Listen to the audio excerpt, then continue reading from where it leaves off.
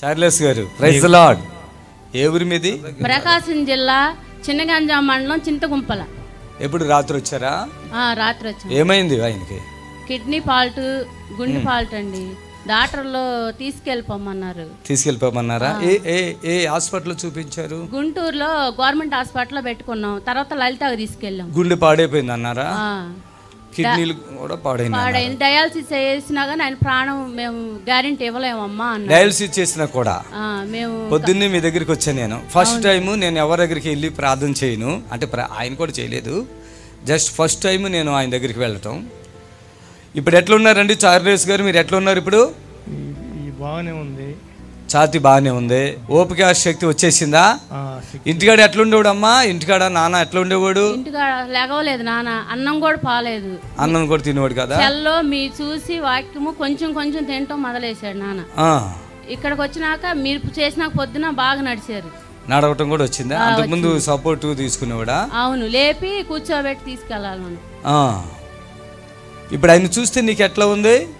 ఎట్లా అనిపిస్తుంది? ఇప్పుడు బాగుంది. బాగుందా? ఇంకేమైనా భయం ఉందా? పోయిందా? భయం ఏం లేదు.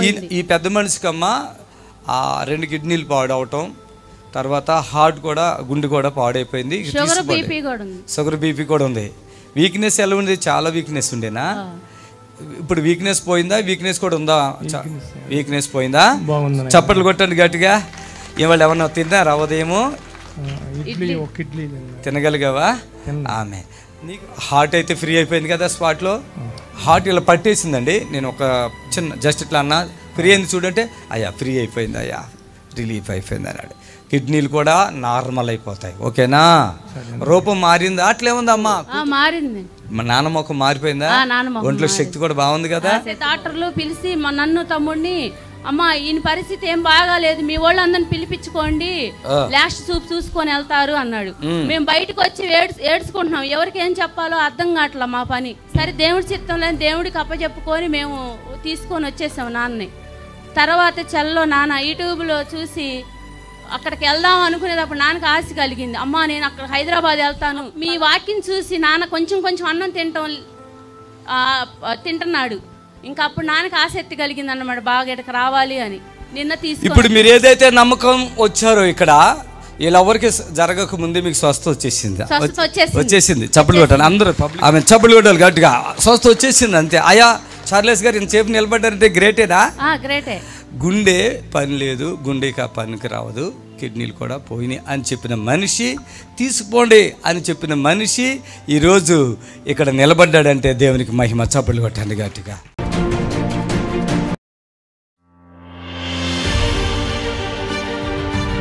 సూర్యబాబా మీ పేరు? సూర్యబాబు. ఏం పని చేస్తారు? విఆర్ఏ. సూర్యబాబు విఆర్ఏ.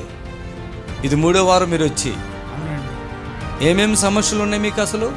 కాళ్ళవాపులు, గుండె, లోపల అవయవాలు మొత్తం ఖరాబ్ అయినాయి. మొత్తం అవయవాలు ఖరాబ్ అయిపోయింది చెప్పారు. ఏ హాస్పిటల్ అది? Government hospital. Government hospital. ఇప్పుడు ఇక్కడ ఇది ఇవాళ 3వ వారం.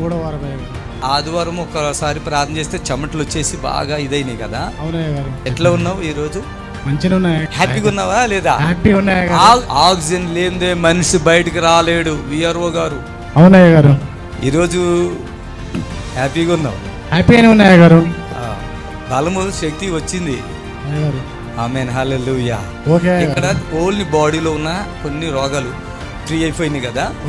ఇబ్బంది అయితే లేదు కదా? ఇబ్బంది ఏం లేదు గారు. 2 వారాల టాబ్లెట్ కూడా ఏం వాడుతున్నాను. చప్పట్లు కొట్టాలి గట్టిగా. ఎందుకంటే డాక్టర్ చెప్పారు విఆర్ఓ గారికి అన్ని అవయవాలు పాడైపోయి నువ్వు చనిపోతావని. అంతే దాని అర్థం. అవునయ్య గారు. ఇక్కడ నేను చెప్పాను ఏం చనిపోవాయా, ఇక్కడ స్పాన్సర్ చేయి, నేను చూసుకుంటా కదా అన్న. వితౌట్ మెడిసిన్ అని చెప్పా. అంతేనా? అవయవాలన్నీ పాడైపోయి నువ్వు బ్రతుకో అని చెప్పిన వ్యక్తి అయినా ఆ రోజు వచ్చినప్పుడు ఇక్కడ కూర్చుని సాపలు పడ్డాడు. ఈరోజు ఆయన నిలబడి, భార్య, మీ భార్య కదా అండి? అవునయ్య గారు. ఎట్లా ఉన్నాడు మీ భర్త ఈ వారంలో? చాలా బాగుంది అయ్య గారు. చాలా బాగుందా? హాస్పిటల్ ట్రీట్మెంట్ బాగుందా? పాస్టర్ గారిది బాగుందా? నేనేమైనా మీ భర్త కోసం ప్రార్థన చేశానా? వచ్చి ముట్టుకున్నానా? ఒక మాట చెప్పాను, బాగుపడతావు, అన్ని బాగైతాయని చెప్పానా? ఇంకేం మాట్లాడలేదు కదా? చాలా కష్టాల్లో ఉండి, అప్పుల్లో ఉండి, బాధల్లో ఉన్నారు. బ్రతికినట్టేనా మీ ఆయన? ఇంకేమైనా ఉందా? అబ్బాయి బ్రతికినట్టేనా? చప్పులు కొడదాం గట్టిగా, చప్పులు కొడదాం. చప్పట్లు కొడతాం. కూర్చోండి కూర్చోండి.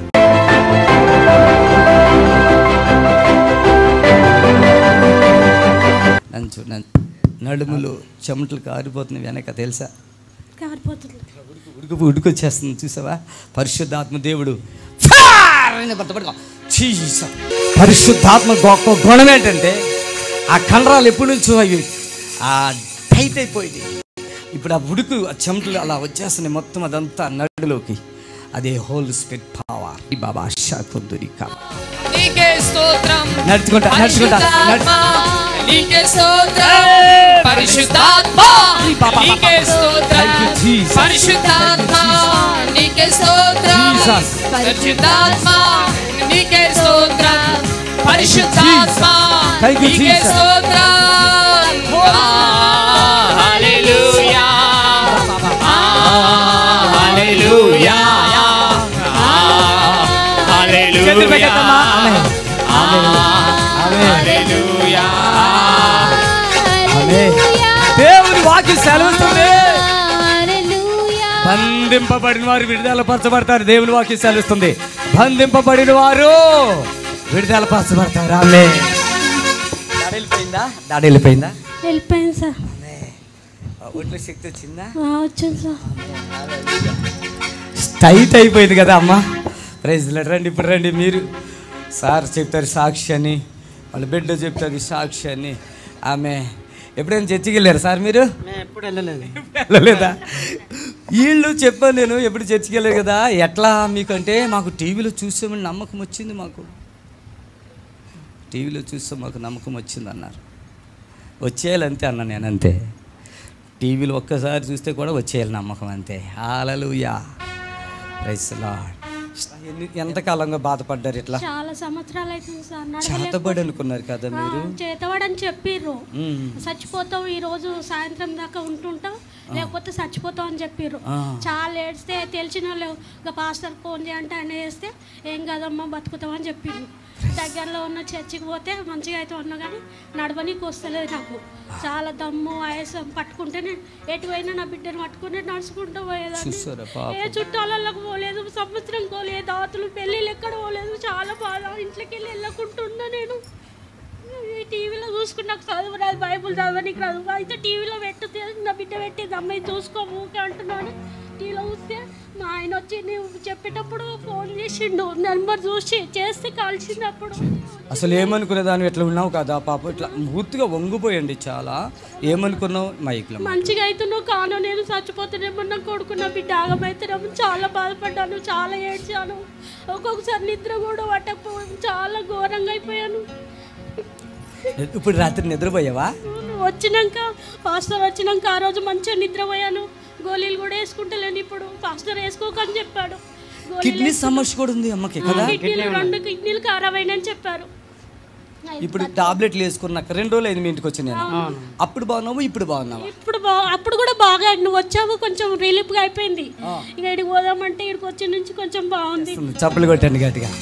చెప్పండి, మీ భార్య గురించి అని చెప్తారా? అంటే నిన్నటికి ఈ రోజుకి ఎట్లా ఉంది? చాలా రిలీఫ్ అయిపోయింది. చప్పలు కొడతాం గట్టిగా. ఆమె పాప వంట అన్ని ఎంఎస్సి చదువుందా పాప కదా? ఏం చదువుతున్నారు తల్లి?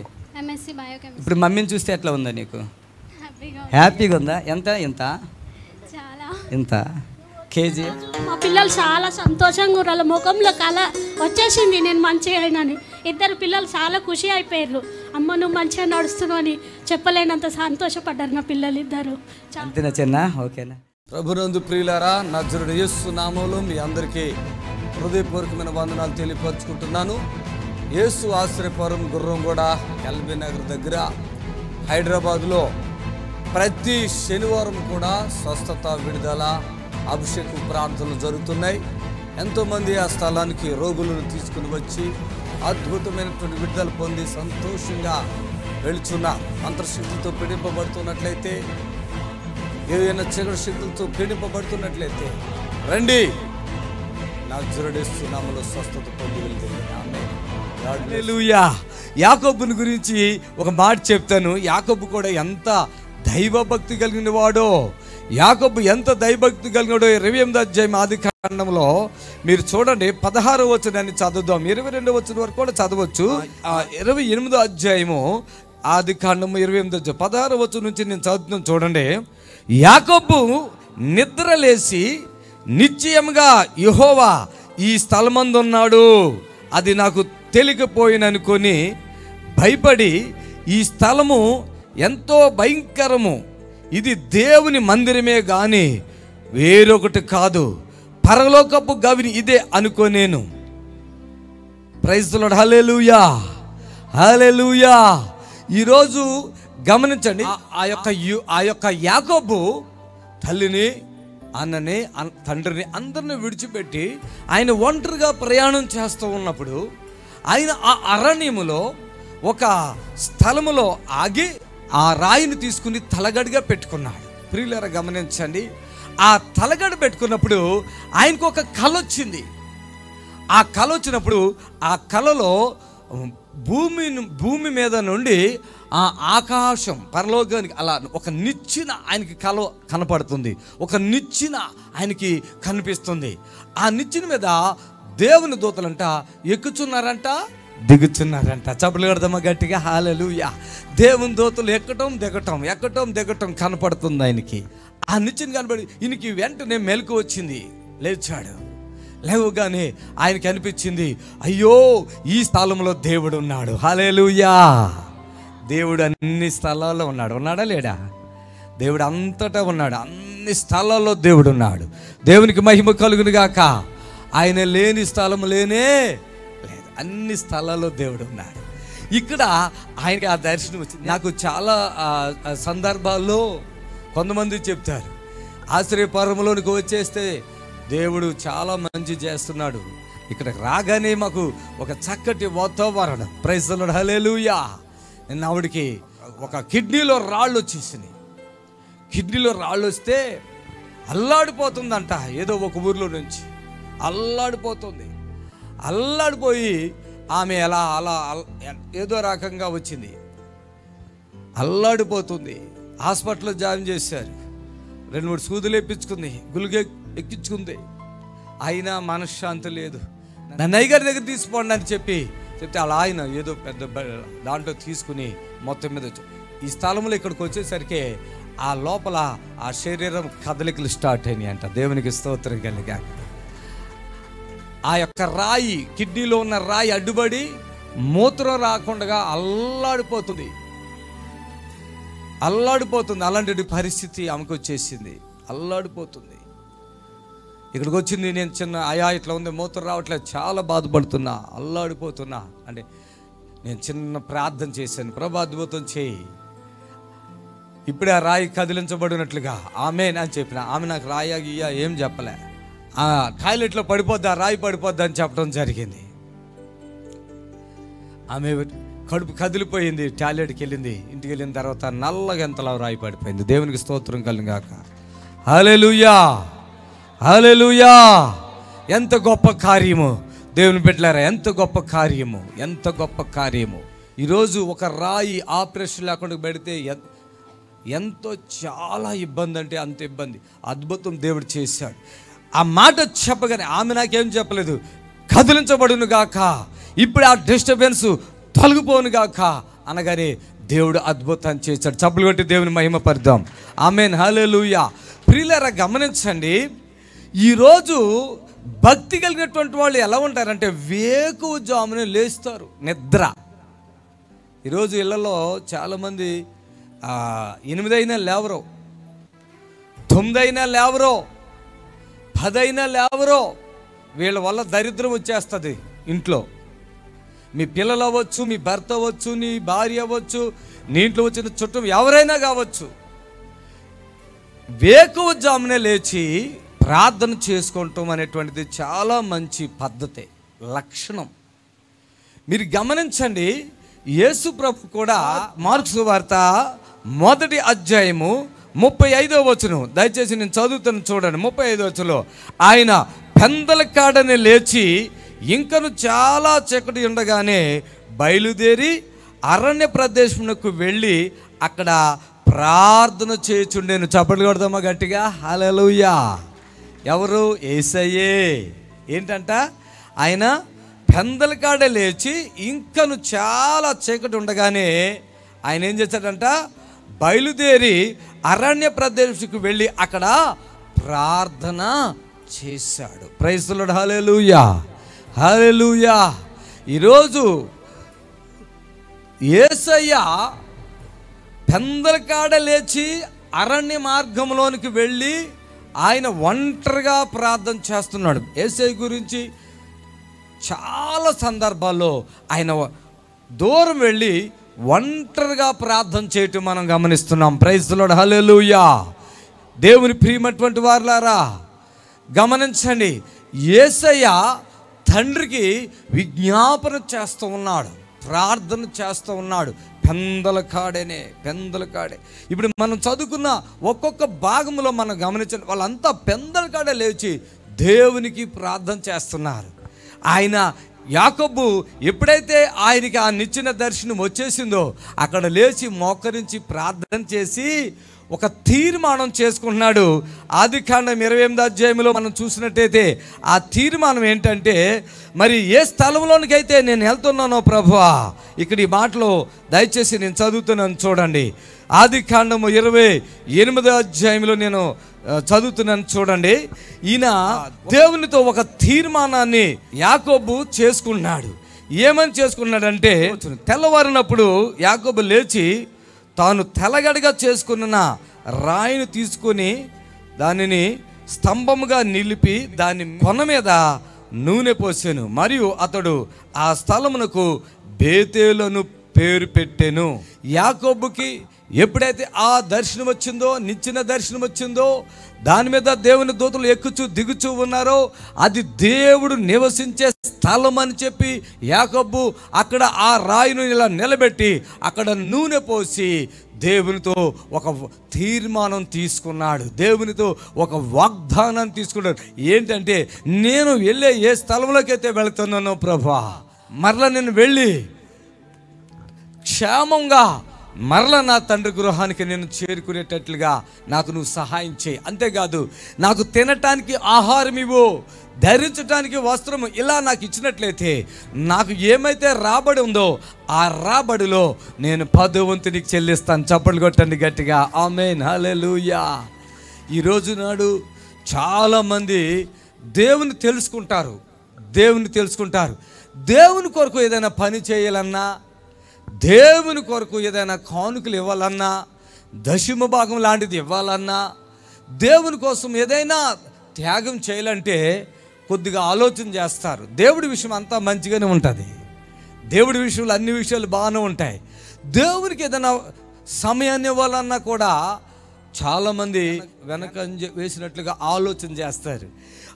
ఎప్పుడైతే యాకోబు ఈ తీర్మానం చేసుకున్నాడో, మరి దేవుడు యాకోబుకు తోడుగా ఉండి తన మామ ఇంటికే నడిపించేశాడు. చప్పలు కొడదామా గట్టిగా? తన మామ ఇంటికి నడిపించాడు. తన మామ దగ్గర ఇతను ఒక పనివాడిగా, ఆ పశువుల కాపరిగా ఉన్నాడు. ఆ తర్వాత ఆ పశువుల కాపరిగా ఉన్న అతను తన కుమార్తెలో ఒక ఆమెను వివాహం చేసుకున్నాడు. ఇంకా కొద్దిగా ముందుకు వెళితే మరలా ఇంకో కుమార్తెను కూడా ఆయన మామ కుమార్తెనే ఇద్దరిని పెళ్లి చేసుకున్నాడు. అంతేకాదు ఆయన మామ మందను కాస్తున్నాడు కదా, ఇప్పుడు ఆ మామ నీకు వివాహమైంది కనుక నీకు నేను ఈ మందలో కొంత భాగాన్ని ఇవ్వాలనుకున్నప్పుడు వాళ్ళిద్దరూ ఒక మాట చెప్పుకున్నారు. ఆ మాట ప్రకారంగా ఇదిగో దేవుడు యాకోబుకు తోడుకున్నాడు కనుక తన మామ కంటే ఈయన గొప్పవాడైపోయాడు. చప్పట్లు కొట్టండి గట్టిగా. ఆమేన్, హల్లెలూయా. ఈరోజు నాడు చాలామంది దేవునికి దశమ భాగం ఇచ్చేటప్పుడు చాలా బాధపడతారు. తెలియక ఇవ్వాలా వద్దా, ఎంత ఇవ్వాలి, ఇంత ఇవ్వాలా, అంత ఇవ్వాలా, అలా ఇవ్వాలా, ఇలా ఇవ్వాలా అనే కొంచెం ఆలోచనలో తప్పు చేసేస్తున్నారు. అసలు మనం ఆదికాండం నుండి ప్రకటన గ్రంథం వరకు కూడా దేవునికి ఇచ్చే విధానం చాలా స్పష్టంగా, చాలా చక్కగా మనకు కనిపిస్తుంది. దేవునికి ఇచ్చి వారు అందుకని సామెతలు అన్నాడు, మరి ఇవ్వాల్సిన దానికంట ఎక్కువ ఇచ్చంట అభివృద్ధి పొందిన వాళ్ళు ఉన్నారంట. చప్పట్లు కొట్టండి. ఇవ్వాల్సిన దానికంటే తక్కువ ఇచ్చి లేమిలోకి వచ్చిన వారు కూడా ఉన్నారు. ఇవ్వాల్సిన దానికంటే ఎక్కువ ఇచ్చి అభివృద్ధి పొందిన వాళ్ళు ఉన్నారు, ఇవ్వాల్సిన దానికంటే తక్కువ ఇచ్చి లేమిలోకి వచ్చిన వాళ్ళు ఉన్నారు. ప్రియులారా గమనించండి, ఇది దేవుని మాట, ఇది దేవుని మాట. అంతేకాదు దేవుని బిడ్డలారా, దేవుని సేవ మీరు ఇచ్చినప్పుడు దేవుని సేవ జరుగుతుందంట, దేవుని పని జరుగుతుందంట, దేవుని సువార్త ప్రకటిస్తున్నారంట, ప్రకటించబడుతుందంట. దేవునికి మహిమ కలుగును గాక. హల్లెలూయా.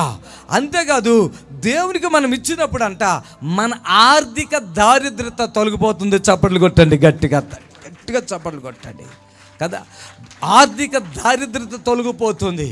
యాకోబు ఏదైతే దేవునితో మాట తీసుకున్నాడో, ఏదైతే దేవుడికి మాట ఇచ్చాడో దాని ప్రకారంగా నడుచుకున్నాడు కనుక అసలు యాకోబుని దేవుడు ఎంతగానో ఆశీర్వదించాడు. తన 12 మంది కుమారులను కూడా 12 గోత్రాలకు కర్తలుగా చేసేసాడు. చప్పలు కొడదామా గట్టిగా? ఆమేన్, హల్లెలూయా. 12 గోత్రముల కర్తగా చేసేసాడు.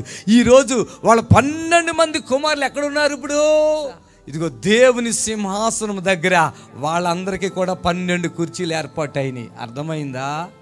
ఈరోజు నాడు మనము ఇందాక మనం చదువుకున్నాం కదా తిమోతిలో, శరీర సంబంధమైన సాధకం కొంచెం మాత్రమే మనకు లాభం.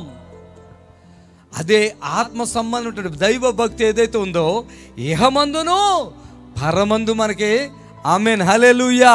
128వ కీర్తనలో యెహోవా యందు భయభక్తులు కలిగి ఆయన త్రోవల యందు నడిచి వారందరూను ధన్యులే. చప్పట్లు కొడదామా? ప్రియులారా, నజరుడు యేసు నామములో మీ అందరికీ హృదయపూర్వకమైన వందనాలు తెలియపరుచుకుంటున్నాను.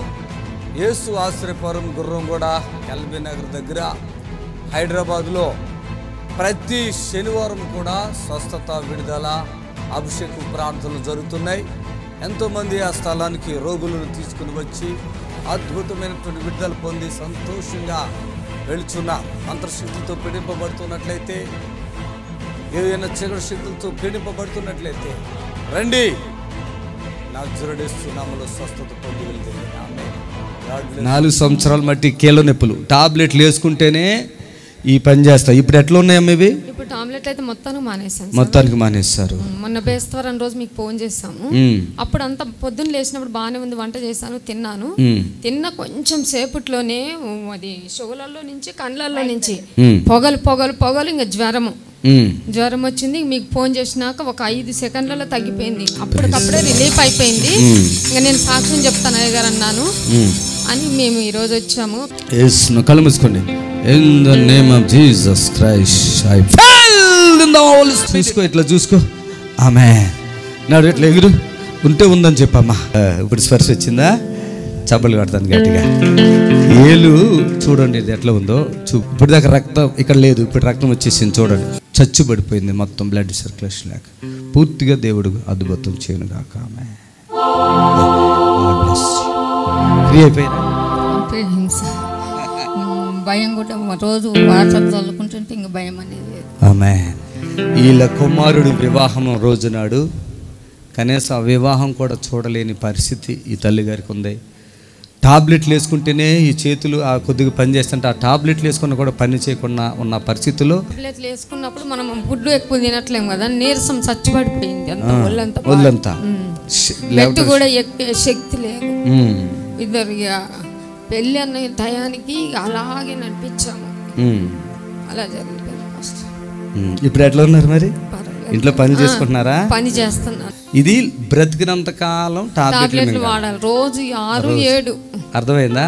ఇప్పుడు స్వస్థ పొందుకుని ఎన్నాలైంది ఇప్పటికి మీరు? 6 మంత్ అయింది. 6 మంత్ అవుతుంది.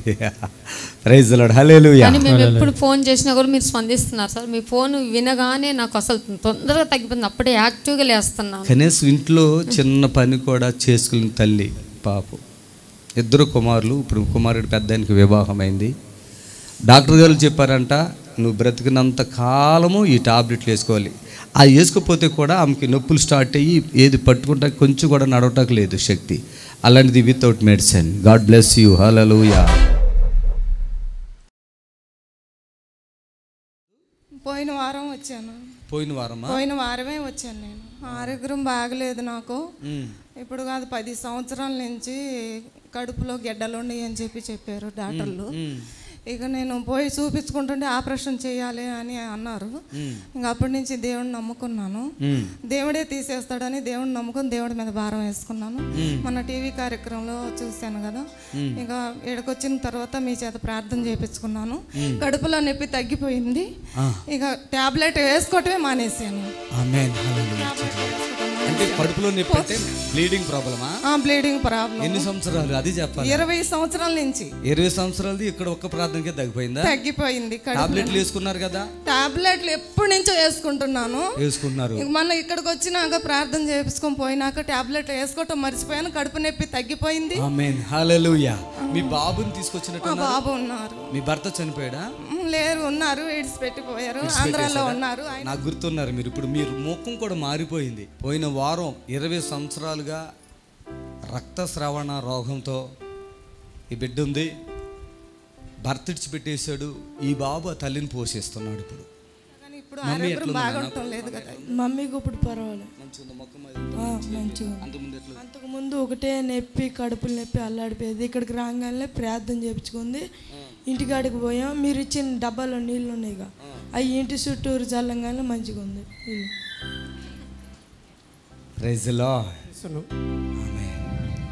ఆ రోజు ఇక్కడ ప్రార్థన చేయించుకొని పోయినాక 9,000 తీసుకొచ్చి ఇచ్చాడు. అమ్మ నువ్వు ఆపరేషన్ చేయించుకోమని. నాకు ఆపరేషన్ పడదు, నా దేవుడు అనే నన్ను ముట్టుతాడు, నన్ను నయపరుస్తాడు, నా దేవుడి మీద నాకు నమ్మకం ఉందని చెప్పాడు. హల్లెలూయా. నిజంగా ఇలాంటి కుటుంబాలకు ఈ చిన్న బిడ్డ ఆ తల్లిని పోషించటం, ఆవిడ ఓవర్ బ్లీడింగ్ ద్వారా ఏ పని చేసుకోలేకపోవటం, సాతాను అలా బంధించి బిడ్డని బాధపరుస్తుండగా ఈ టీవీ ప్రోగ్రాం ద్వారా వీళ్ళు ఇక్కడికి వెళ్తే బాగుపడతామనే ఆశతో నమ్మకంతో ఈ స్థలానికి వచ్చారు.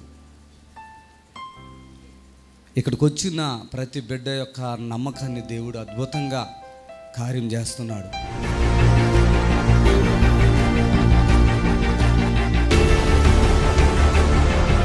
లార్డ్ జీసస్ క్రైస్ట్ టెంపుల్ వారు నిర్వహించు ఆరాధన కార్యక్రమాలు ప్రతి ఆదివారం ఉదయం 10 గంటల నుండి 1 గంట వరకు. ఆత్మీయ సంగీతం, ఆత్మతో సత్యముతో పాటలు పాడి ఆరాధించే క్వైర్. అసాధ్యమైనది లేదు, సమస్తము సాధ్యం నీకు. అందరం కలిసి పాడదాం. హల్లెలూయా. ఇక్కడ ఎంతమంది అయితే ఉన్నాం అందరం కూడా మనస్ఫూర్తిగా మరొకసారి దేవాది దేవుని నామమున మహిమపడదాము. దైవజనులు రెవరెండ్ సుదర్శన్ రావు బోనాల గారు వాక్యోపదేశం అందించి ప్రతి ఒక్కరి కొరకు ప్రత్యేకంగా ప్రార్థించెదరు. మమ్మల్ని సంప్రదించవలసిన నెంబర్స్ 7993569267 మరి ఒక నెంబర్ 7993569287.